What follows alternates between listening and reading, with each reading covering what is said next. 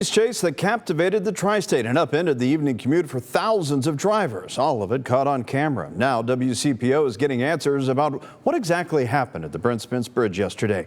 Thanks for joining us here at 6. I'm Craig McKee. Tanya has the week off. Today, a judge read off a slew of charges for 38-year-old Joshua Baker. And video appears to show Baker running from police during rush hour traffic before jumping over the side of the Brent Spence Bridge. Police say Baker then hid underneath the bridge for hours. During that time, authorities shut down the bridge, causing hours of headaches and anxiety for thousands of drivers. We have team coverage on this tonight. WCPO 9 News reporter Connor Steffen is looking into police policies, including why this would happen during rush hour. But we start with Andrew Rowan. Andrew, how was Baker able to hide inside the bridge? It's fascinating, Craig. There's the concrete deck that we drive on. Underneath that are steel beams that support the deck, but there's a few feet of a gap between the two. That is where he was able to hide from police for hours.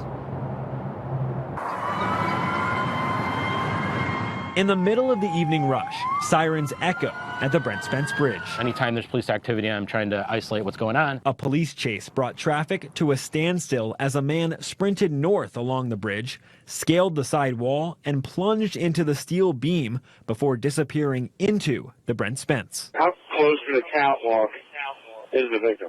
I think it's pretty well right next to it. The suspect hid on top of the steel underneath the bridge's concrete deck, and even though he started over water, police are able to use this catwalk to bring him down on dry land. They used a ladder. I can zoom in with some pretty good clarity. The man who streamed the whole thing from his Covington camera is Aaron Preslin. It's kind of a little bit of detective work when something's going on real time. Police leaned over the bridge walls searching for the suspect. They eventually called in boats and drones with thermal imaging. It was like a team effort between me and my wife figuring out what was going on. What was going on was the question asked by hundreds stuck in standstill traffic for hours. It's about to be the fourth hour. It's been, I left work at 4:30 and it's 7:50 almost. I found where a ladder where a bunch of officers were congregated, and that's, the end point of where they ended up bringing him down. 31 male in custody. With 2 feet on the ground and 2 hands in handcuffs, Joshua Baker faced a Kenton County judge Tuesday. Set your bond at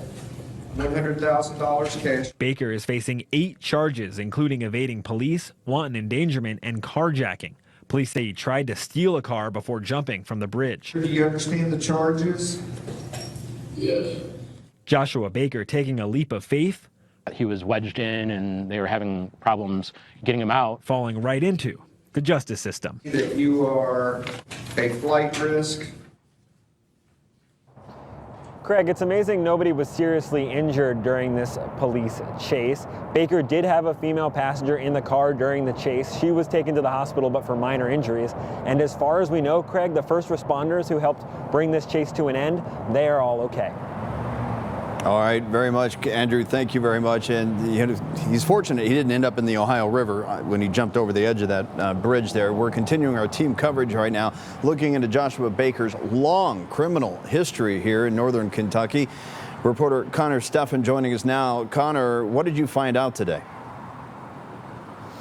Well, Craig, prosecutors say Baker's felony criminal history goes back at least 20 years. He's been convicted of drug trafficking, robbery, burglary, and being a persistent felony offender in the past.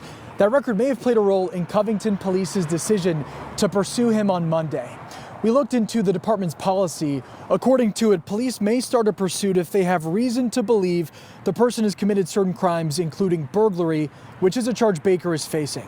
But police must also account for factors like traffic volume, road conditions, and the potential dangers a pursuit poses to the public. We brought the department's pursuit policy and facts of the case to Dan Hills. He's a former Cincinnati FOP president.